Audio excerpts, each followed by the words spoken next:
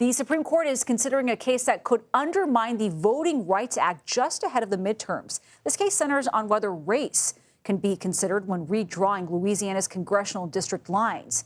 The Louisiana House redrew district lines last year to include a second majority black district. And the High Court first heard arguments on this back in March, did not issue a decision, though, before its term ended.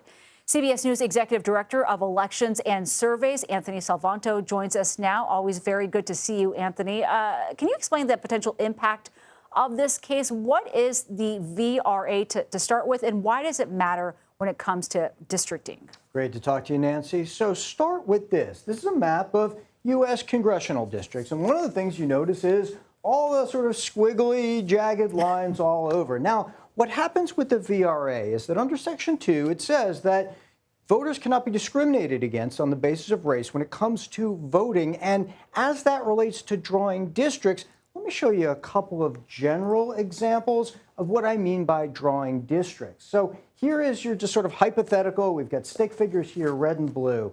One of the things that you can't do, or courts have interpreted that you cannot do when drawing districts, is take voters and pack them all into one single district, and that then dilutes their voting power elsewhere in other districts around the state. Another thing that the Voting Rights Act and the courts have interpreted said you can't do is you can't take some of those voters and put them into districts where within that district their voting power is then diluted. And I use the example here with these two blue figures in a district with a lot of red ones. So that's a couple of the examples of what we mean by drawing districts. The way that that then applies back, if I show you the U.S. congressional map, and in particular Louisiana, where I can zoom in there, is these are the districts in question here, and you see that they're blue. They vote for Democrats. What happens, especially across the South, is that these majority-minority districts, and you see them in blue here, they do vote for Democrats because minority voters do tend to vote for Democrats. And if they were to go away, Nancy, if the states there were to say do redistricting, if the Voting Rights Act or this section is overturned, I think maybe as many as 12 of these districts going back towards the Republicans would, of course, make it a lot easier for the Republicans to hold the House. Yeah, I mean, even looking ahead to the midterms, what kind of effect do you see this having with less than 30 seconds here? This is really the place to watch. And it's in the South. It's where states could potentially draw new district lines, which would effectively draw these Democrats out of districts. And that would put more districts into Republican control, which would give them a real huge advantage going into the midterms, Nancy. All right, Anthony Salvanto, thank you very much.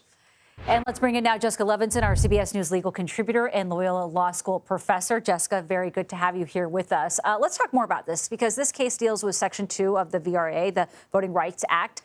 Can you explain what that is and how it has been interpreted so far? Absolutely. So this is part of the landmark piece of civil rights era legislation, and it's really the only part of the Voting Rights Act that's still standing. And briefly, it prohibits voting practices and procedures that dilute the right to vote based on race, color, or membership in a language minority.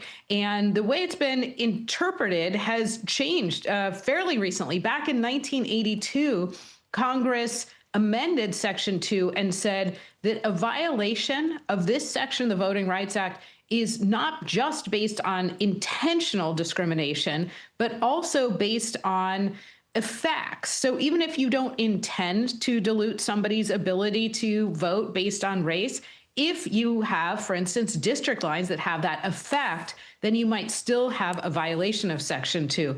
Right now, as I mentioned, Section 2 is really the only part of the Voting Rights Act that still stands because back in 2013, the court essentially hobbled the other half, Section 5. So it's been doing a lot more work, arguably, than it used to.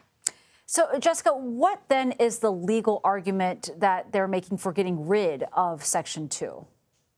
So the legal argument here is, well, there's a number of different questions, but I think what they boil down to is, one, when do you figure out whether or not you have a Section 2 violation? And there's this case called Jingles, that the court has relied on for a long time. And there is a question, and the Department of Justice put this to the justices as to whether or not that particular test should be clarified or modified. And then two, there's a question of if there is a Section 2 violation, can you take race into account when you're drawing district lines that try and remedy that violation? And that's really the question at the heart of the Louisiana case. And that's what happened in this case, where a court said, we think it's likely there's a Section 2 violation. Louisiana redrew district lines. And then the challenge was you considered race too much when you drew those district lines. So, Jessica, this is all happening as at least 9 states have passed their own versions of the Voting Rights Act. If the Supreme Court changes this federal law, would this affect those individual states?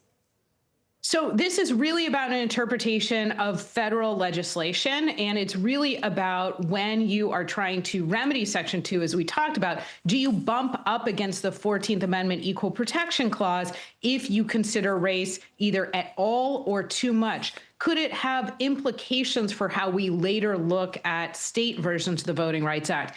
It could, but it really is about just looking at this piece of federal legislation and trying to figure out what it allows. All right, Jessica Levinson, thanks for helping put some of this into context. We really appreciate it.